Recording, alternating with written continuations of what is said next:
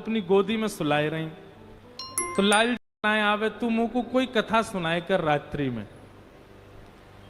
तो यशोदा मैया अपनी गोदी में लाला को सुवाए करके और राम कथा सुना रही है, श्री राम जी का चरित्र सुना रही है ठाकुर जी को।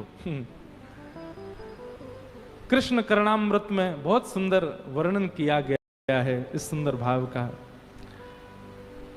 कि रामो नाम बभूवहुं तदवला वाचा सीते हुम तो पितु। कितना सुंदर भाव है, बहुत ध्यान से सुनना। ठाकुर जी गोद में लेटे हैं और यशोदा मैया उनको कथा सुना रही हैं। रामो नाम बभूवहुं तदवला, लाला एक राम नाम के राजकुमार है। सो ठाकुर जी करें हूं करके सुन रहे हैं। सीते तुम तो पितुर, उनकी पत्नी को नाम सीता है। तो ठाकुर जी करें रामो नाम बभूव हुम तदवला। ठाकुर जी हुंकार भर करके स्वीकार करते हैं मैया की कथा को। वाचा पंचवटी विहरतः, ठाकुर जी के बोले पिता की आज्ञा मान करके इनको वन में जानो पड़ो। अपनी पत्नी के साथ एक दिन पंचवटी पे घूम रहे थे। तामा हरद रावण, और वहां पंचवती पे एक राक्षस आयो, वाको नाम हतो रावण। ठाकुर जी बोले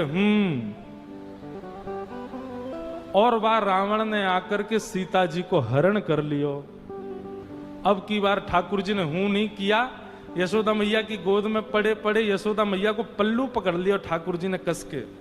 और फिर क्या हुआ?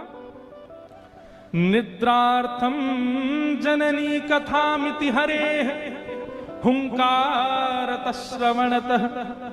जैसे ही यशोदा मैया ने कही कि रावण ने आकर के सीता जी को हरण कर लियो, ठाकुर जी नींद वीत तो सब भूल गए और उठ करके खड़े हो गए। ए लक्ष्मण, मेरा धनुष बाण लेकर के आओ, अभी बताता हूं इस रावण को, आज इसका यहीं पर सिर छेदन कर दूंगा। कैसे लेकर जाएगा सीता जी को यहां से? ठाकुर यशोदा मैया को, लाला लाला मेरा धनुष बाण कहां है? आज इस रावण को मैं यहीं देख लूंगा, ये मेरे सामने से कैसे ले? उस दिन तो मैं कहीं और चला गया था तो सीता जी का हरण कर लिया इसने, आज ये नहीं कर पाएगा। यशोदा मैया ने ठाकुर जी को पकड़ा, हृदय से लगा में। ठाकुर जी निकल निकल के भागे, बोले आज इस रावण को नहीं छोड़ूं। लाला लाला शांत है। अरे लाला तू तो मेरो लाला है। ठाकुर जी को अचानक याद आई, अरे मैं तो कृष्ण हूं। आहा।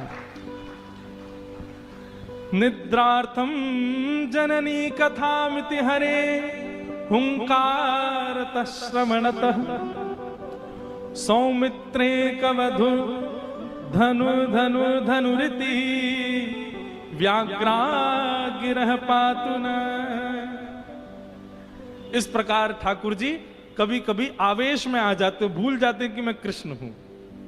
वह दिन से यशोदा मैया ने गांठ बांध ली, याकू रामलीला नहीं सुनाऊंगी, क्योंकि जब जब राम जी को चरित्र सुनाऊं याकू तो आवेश आ जाए, ये उठ के खड़े हो जाए। ऐसे ठाकुर जी की मधुर लीला। नन्हे से गोपाल जी, मैया यशोदा खूब आनंद कराती है ठाकुर जी को, हृदय से लगा करके खूब प्रेम करती है ठाकुर जी को। भगवान ऊधम करते हैं। श्रृंग्यग्निडं शशिजल द्विज कंटकेभ्य क्रीडा परावति चलौ सुसुतौ निषिद्धुम गृह्याणि कर्तुमपि यत्र न तज्जनन्यो शोकात् आपतुरलं मनसो वतस्थान। ठाकुर जी बड़े बड़े ऊधम मचाते हैं, लेकिन प्रथम करी हरि माखन चोरी। ठाकुर जी ने माखन चोरी क्यों करी? वाक्य पीछे को कारण कहा है।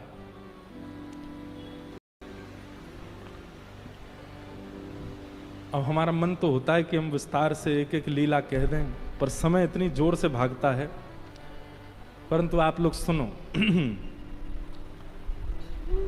ठाकुर जी ग्वाल बालों से कहते हैं, अरे ग्वाल बालों तुम सब इतने पतरे पतरे काहे को हो? तुम लोग माखन दूध दही ना खाओ। सबरे बालक बोले लाला हम कैसे खावें, ये कंस ने हमारे ऊपर कर लगा रखो है, टैक्स। सब ब्रजवासीन को अपने अपने घर को सब माखन मथुरा में जमा करवानो पड़े। ठाकुर जी बोले कंस को देनो पड़े। भगवान बोले अब मेरी आयु इतनी छोटी है, अभी मैं समझावे जाऊंगा कोई मानेगा नहीं मेरी बात को, बड़े है कि समझाऊंगा, लेकिन अभी कहा करूं, अभी कैसे दूध घी दही मथुरा जावे से रोकूं। सो ठाकुर जी ने सब ग्वाल बालन से कही भैया देखो राजी राजी नहीं मिले तो चोरी करके खाएंगे। ब्रजवासी सब बोले लाला तू जो कहेगो सो करेंगे, लेकिन चोरी ना करेंगे। ठाकुर जी बोले क्यों, चोरी क्यों ना करोगे। ब्रजवासी बालक बोले लाला मैया यो के चोरी करवे ते ब्याह ना होवे, चोरी करवे ते कोई ब्याह को नहीं हमसे। ठाकुर जी बोले ऐसा पतर पूछ रहा सो बनो रहेगो तो ते कोई ब्याह ना करेगो, नहीं शरीर तो बना ले। अच्छा ब्रजभाषा समझ आ रही ना आप लोगों को। बड़ी प्यारी भाषा है, ठाकुर जी की भाषा है ब्रजभाषा। ठाकुर जी बोले ऐसा पत्रों से बनो रहेगो तो ते कोई ब्याह ना करेगो। अरे ने खा पी के हिष्ट पुष्ट तो है जा।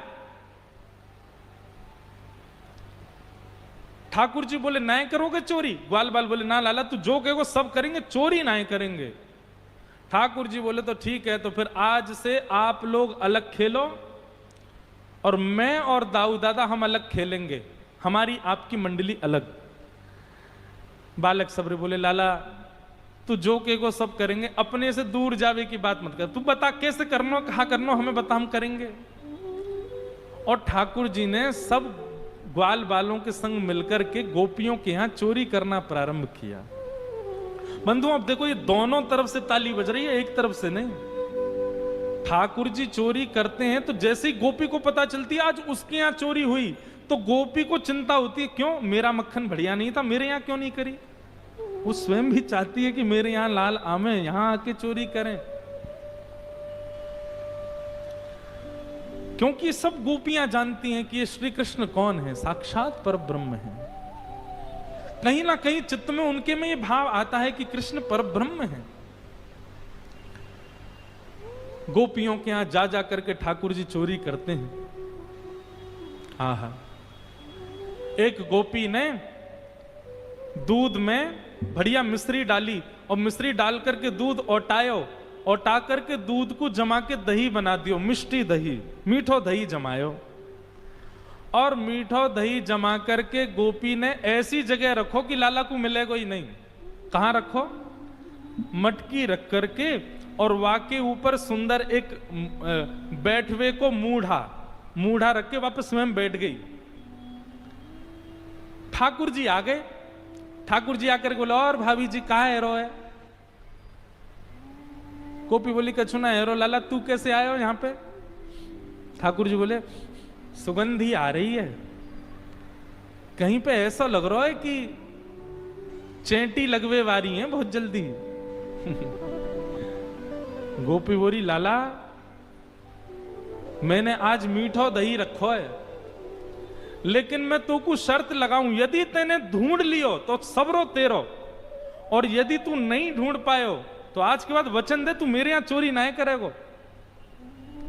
ठाकुर जी बोले देख हम ते शर्त मत लगावे। गोपी बोली ना तो ते शर्त लगाऊंगी, यदि तेने ढूंढ लियो तो पूरा दही तेरो, और यदि तू नहीं ढूंढ पायो आज तो आज के बाद मेरे घर चोरी ना करेगो। ठाकुर जी बोले ठीक है लगी। इतने में ही भगवान ने कहा कियो, ग्वाल बाल सब संगे है। अच्छा इतने ट्रेंड हो गए हैं कुछ ही दिनों में कि इशारों से ही समझ जाते हैं सब ग्वाल बाल ठाकुर जी क्या कह रहे हैं। वर्णन करते हैं सुकाचार्य जी, वत्सान मुंचन क्वचित समय क्रोश संजात हास। ठाकुर जी ने सब ग्वाल बालों को इशारा किया। क्या इशारा किया, बोले शाम का समय हो गया है, गैया दोहने का समय हो गया है, बाहर जाओ और गायों के सब बछड़ा बछिया खोल के भाग जाओ, सब रो दूध बछड़ा बछिया पी जाएंगे, दूध काढ़वे को मिलेगा ही ना। इतने में ही ग्वाल बाल दौड़ करके गए और गौशाला में जाके सब बछड़ा बछिया खोल दिए, और बछड़ा बछिया अपने अपने मैयान के थनन के मुख में लगा करके और पीन लगे।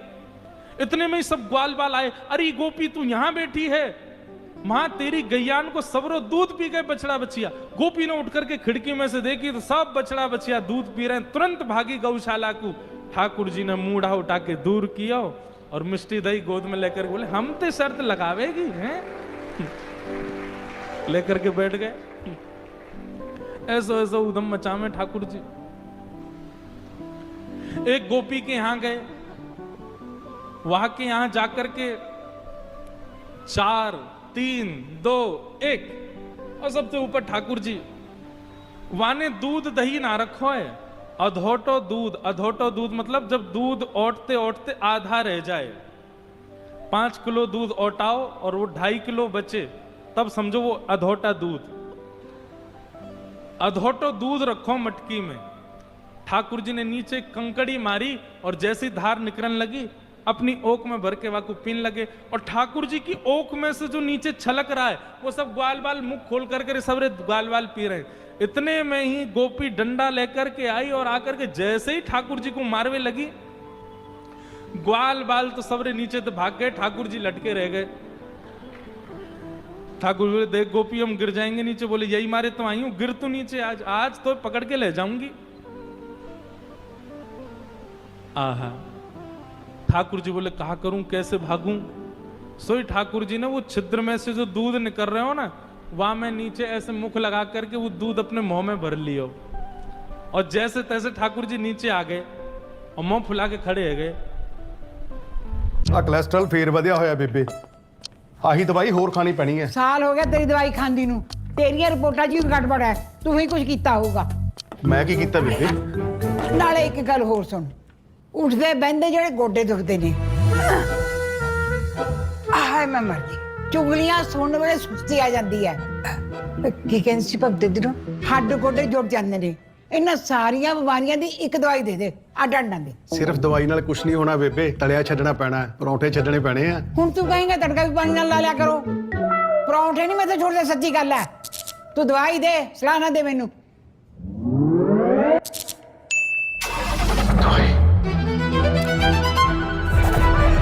ਆ ਲੈ ਲਈ ਬੇਬੇ, ਆ ਕਰੂ ਤੇਰੀ ਸਾਰੀਆਂ ਬਿਮਾਰੀਆਂ ਠੀਕ। ਹੁਣ ਇਹ ਵੀ ਦੱਸ ਦੇ ਕਿਹੜੇ ਮੈਡੀਕਲ ਸਟੋਰ ਤੋਂ ਮਿਲੂ? ਮੈਡੀਕਲ ਸਟੋਰ ਤੋਂ ਨਹੀਂ ਮਿਲੂ, ਇਹ ਕਿਰਾਣਾ ਸਟੋਰ ਤੋਂ ਮਿਲੂਗੀ। ਆ ਦਵਾਈ ਦੇ ਭਾਈ। ਦਵਾਈ ਮੇਰੇ ਕੋਲ।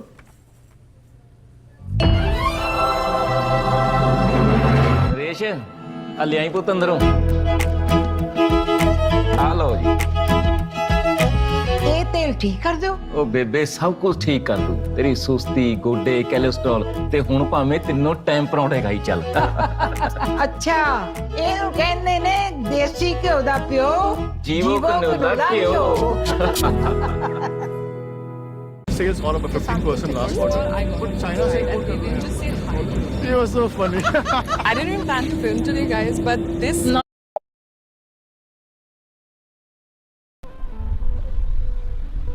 गोपी बोली ऐसे क्या खड़ा है? गोपी बोली कहा भयो?